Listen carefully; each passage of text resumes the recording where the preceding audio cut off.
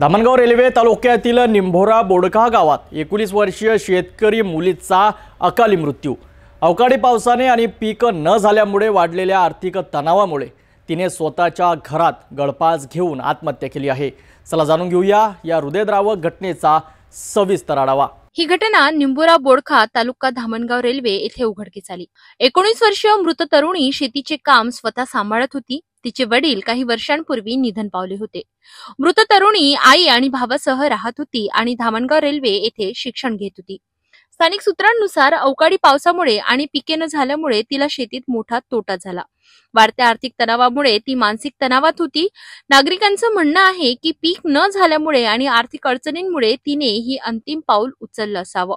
घटनेची माहिती मिळताच स्थानिक पोलीस घटनास्थळी दाखल झाले। त्यांनी पंचनामा केला आणि मृतदेह धामणगाव रेल्वे ग्रामीण रुग्णालयात शवविच्छेदनासाठी पाठविला। संपूर्ण परिसरात शोककळा पसरली असून नागरिक हळहळ व्यक्त करीत आहेत। या प्रकरणामुळे पुन्हा एकदा ग्रामीण भागातील आर्थिक संकट आणि शेतकरी आत्महत्यांचा प्रश्न चर्चेत आलाय।